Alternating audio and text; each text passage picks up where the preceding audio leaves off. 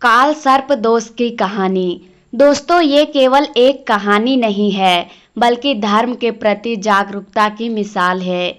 यह एक ऐसी हिंदी कहानी है जिसमें आपकी सनातन धर्म के एक रहस्यमयी श्राप के बारे में धारणा साफ होगा।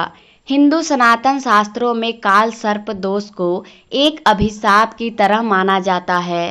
काल सर्प दोष हिंदू सनातन शास्त्र के मुताबिक व्यक्ति की कुंडली में ग्रह नक्षत्रों के योग से प्रायः कुछ न कुछ शुभ और अशुभ योगों का प्रारंभ रहता है। कुंडली में स्थित शुभ योग से जहां व्यक्ति को अच्छा फल प्राप्त होता है, वहीं अशुभ योग और दोष से जीवन में कुछ समस्याओं का सामना भी करना पड़ता है। काल सर्प दोष को शापित माना गया है।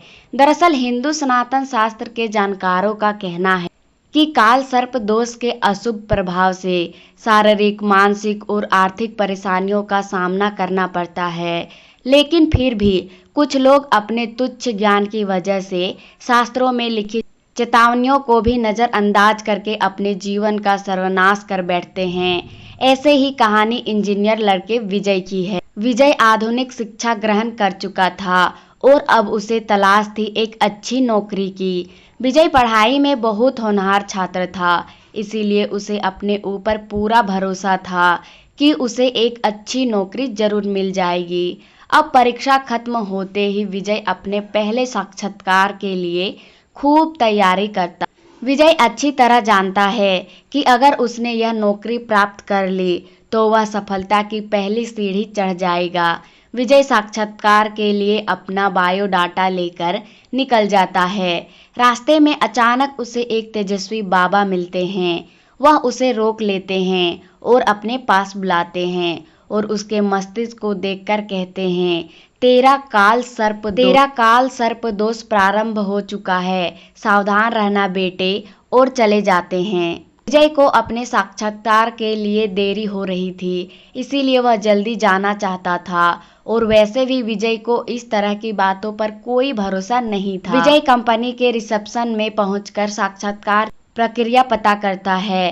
रिसेप्शन में बैठी महिला कर्मचारी विजय को एक कागज देती है और उसमें उसकी निजी जानकारियां भरने को कहती है। विजय कागज लेकर उसमें जानकारियां भरने लग जाता है। विजय के साथ साथ और भी प्रतिभागी साक्षात्कार में हिस्सा लेने आए हुए थे। कुछ ही समय में सभी अपनी अपनी जानकारियां भरकर कागज रिसेप्शन में जमा कर देते हैं। घंटी बजते ही साक्षात्कार का दौर प्रारंभ हो जाता है।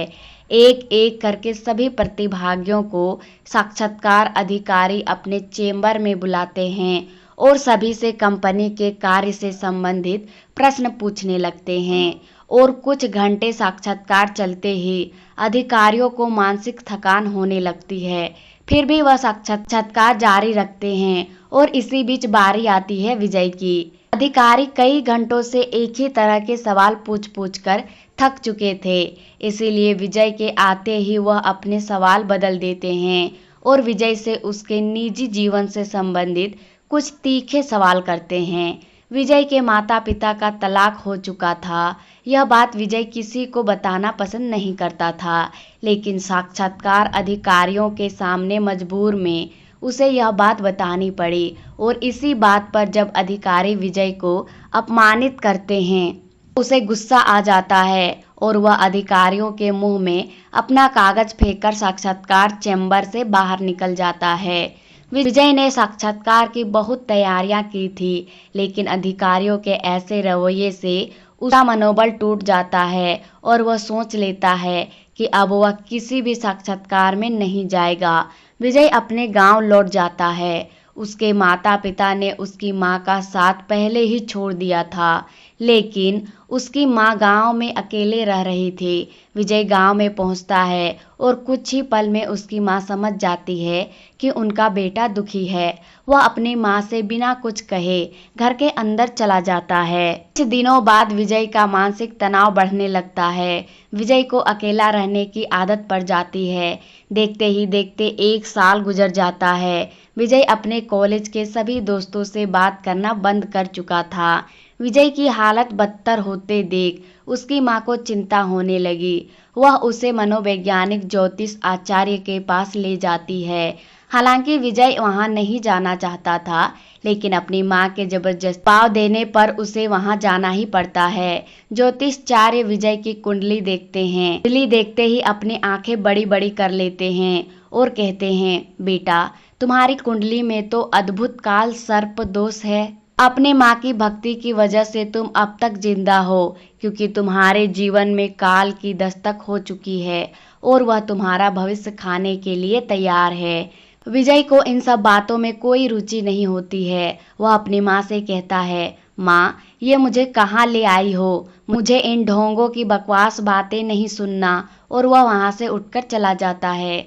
विजय के ऊपर काल सर्प दोष का काला साया मंडरा रहा था, जिससे वह जीवन में संकटों का पहाड़ टूटने वाला था, लेकिन वह अपनी जिद में अपना जीवन बर्बाद करने पर तुला हुआ था।